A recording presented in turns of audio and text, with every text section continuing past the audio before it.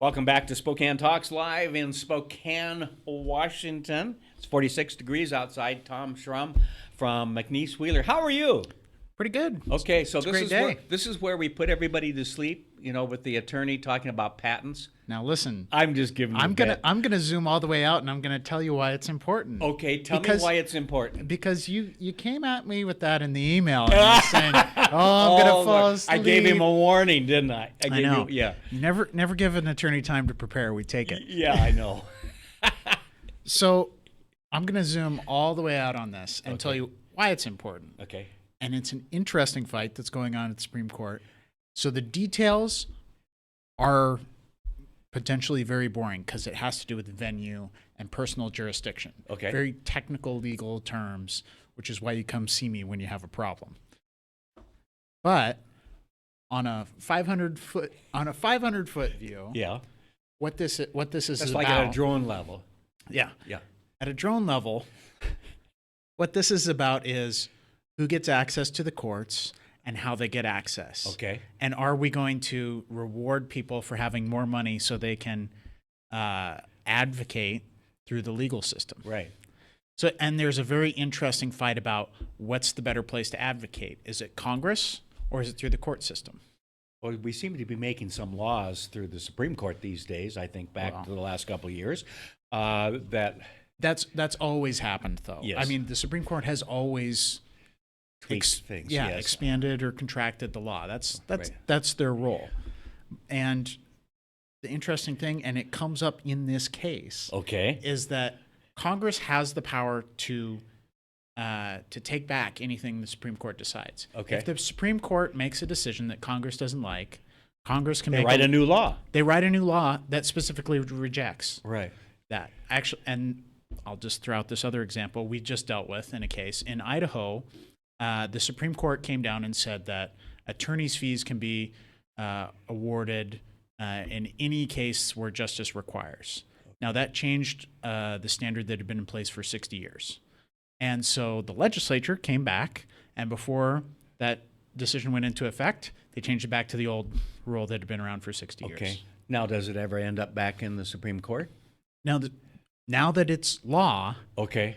now that it's Because a it was clear specific. law Okay. that's rejecting what the Supreme Court Okay. did. It's not an interpretation of the law. It's a law. It's a that law clearly now. says okay. Yeah. Okay. And so we have the same kind of situation Because here. what usually gets to the Supreme Court is the issues around interpretation, isn't it? Yes, exactly. Okay. That's why the Supreme I Court. really never thought about it that way, but you're Yeah. right. Yeah. Yeah. Anytime you really have a problem with what the Supreme Court's doing, the best way to advocate is to go tell your congressman or go tell your state rep, Okay. change the law. Okay. So what we have here in the patent context is we have these two different laws about venue. Okay. So venue is where can I bring the suit? Okay. So there's this very specific and weird problem in patent law. And there are 94 federal jurisdictions. Okay. There's one in the Eastern District of Texas. There are 3 judges in the Eastern District of Texas. Okay. One judge in the Eastern District of Texas hears a third of all patent cases in the United Okay. States. Really? One judge. One judge. Yeah. Here come the judge. Yeah. Yeah. And half of all patent law cases in the United States are filed in the Eastern District of Texas. Gee. Okay. And 95% of those cases that are filed there are filed by this thing we call NPEs, non-practicing entities. You may have heard of them as patent trolls. Okay. So Kind of like Facebook trolls. yes, yeah, in a Okay. different way. Yeah. So traditionally, the way patent trolls are kind of known is they're some kind of legal entity that goes and buys up kind of dead patents that aren't being used, Okay. and then sues people to make money. Oh, okay. So this is a problem. This is a problem because are we really encouraging the kind of thing we want to Right. encourage with the patent system? Right. We're supposed to be And I don't think that was the intent. not really, no. And so they're going through what this case of the Supreme Court is they're going through and they're saying, can there's two different laws on venue that are on the books federally. There's a specific patent law one that says it has to be only where the defendant is incorporated. Okay. And then there's a general venue one, which says anywhere you have substantial contacts, anywhere you do business. And with the internet, everywhere is where you do business. No kidding. Yes, yes. So you can sue anywhere. So that's why of course, they're able to sue in this one place. So it's a weird interaction.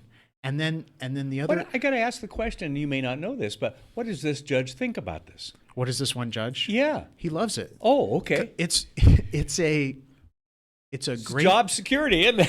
Well, it's job security for him, but it's actually a big economic boom for this town where all this happens. Yeah. Because all of these companies have set up offices in this town because they're suing in this one court all the time. Wow. And so it makes sense to have an office. Yeah, and all the hotels and stuff are having lawyers from all over the country fly in and out all the time. So that gives me an idea. What can we do like that here in Spokane, right? Right. How do we create? Except, sorry, Tom, but it will encourage more lawyers to come to town. Well, yeah, okay, yeah.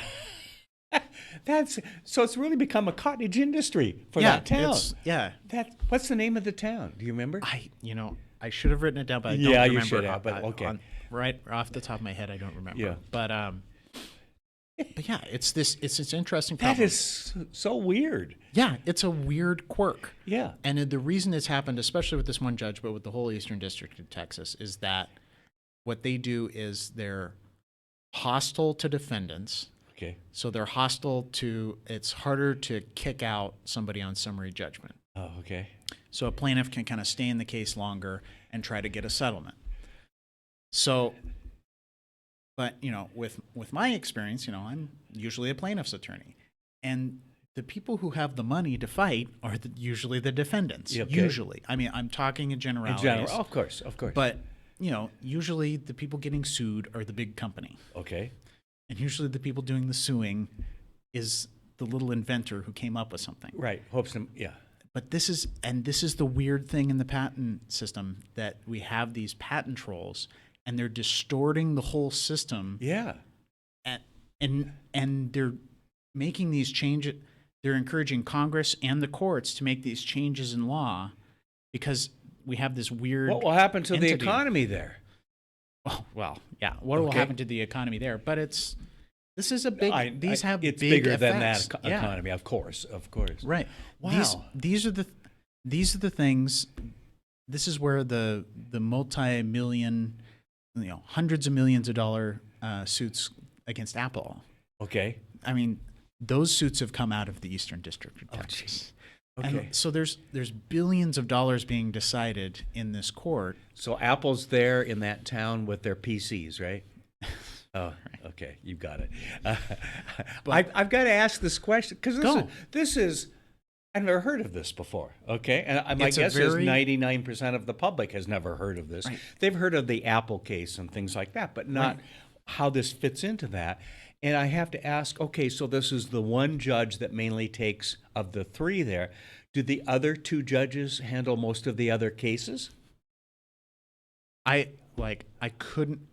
haven't gone through and reviewed their dockets, but so you came unprepared. Well, here's the thing. Giving you a bad time. Here's the thing, though. It's what it is they're counting on these judges to just kind of keep it in the hopper for a long time. Okay. So that the plaintiff gets a settlement. Okay. That's what's really going on. Because if you keep it going for a while, the defendant's going to say, "Okay, I'll give you something to get rid of this." Well, yeah, because a defendant, I mean, either party in a patent lawsuit is pretty much you're in for about $5 million of legal fees. So if you can get out... So I should have been a patent attorney. Well, okay. Should have been a patent litigation attorney. Okay. If you can settle for less than that amount... Yes. Just to pay him you to go get away, off quite easy. Yeah, maybe it's worth it. Wow. But then you get the problem of the patent troll because that's their business model. Oh, gosh. Their business model is, it's going to cost you too much to make me go away for you to actually make me go away. So I can just kind of keep playing. It's really amazing that we have such a thing. Right. When you really think about it, that people have. And the hardest problem with this, and this is the problem that is incredibly difficult to get your hands on, is that legally, like from a business perspective, right, a patent troll looks exactly like a research university. Okay. Because they're not building anything. They're not Right. actually using the patents. They're just licensing them out. So it's a hard hair to split, and it's a hard thing to get a hold of. And so that's, yeah. Okay, so I got to ask this question. Do you stay up late at night studying these kinds of things? I mean, like when you're falling asleep, you pull up the SCOTUS blog or Patent.leo, and you just kind of like, oh, what's going on today? Like, the Eastern District of Texas is back. Wife puts up with this. Well, she's watching Netflix or something. I always find that I learn something new, and that's why we have you here. Mm-hmm. I mean, it's really fascinating. It's fascinating how some folks, the trolls, have taken advantage of something that's there to take advantage of. Maybe Congress and others will figure out how to prevent some of that. Right. Which I think they should do. Don't you? I mean, yeah. Oh, absolutely. And that's the hardest thing. The hardest thing is coming up with a definition of what a patent troll is. Okay. It's a know it when you see it kind of thing. Okay. And there's really only a few of them. Okay. There's a very small number, but they're slowly getting whittled down. They apparently do quite well, though. Yes, they're actually doing less well in the last couple of years than they did in the 10 before, we'll say.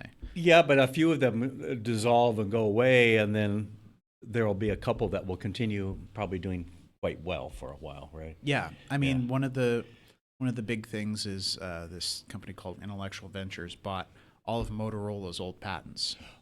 Okay. So all of Motorola's old phone patents. Yes. They just kind of dig through there. Is there something here that we can send demand letters on, that we can sue people on? And it's a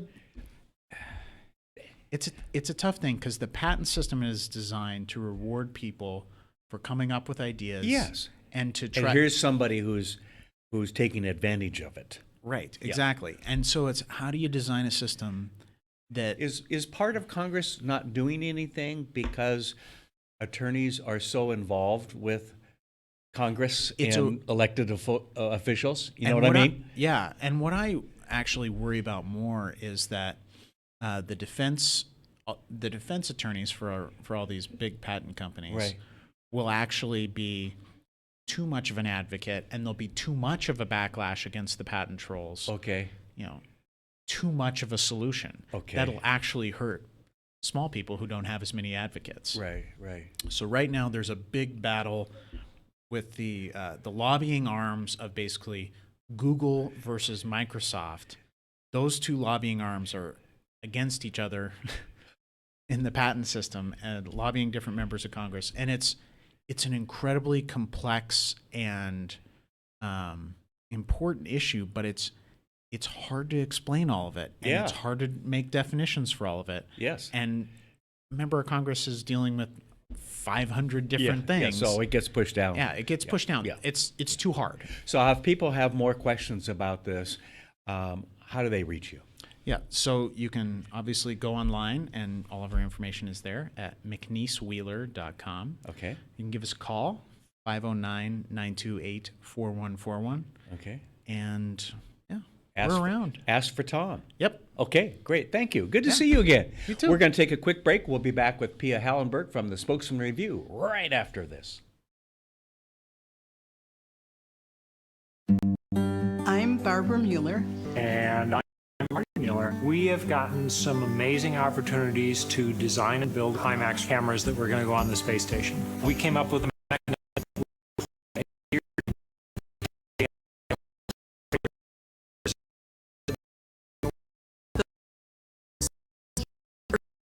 From our camera, there is no other moment like it. wouldn't have happened without that failure. So how do you give a kid or even an adult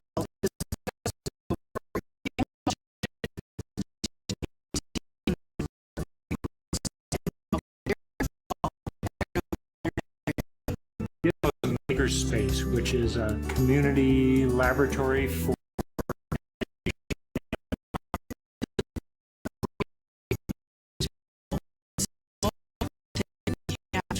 And STCU is doing that, and I hope that we're STCU.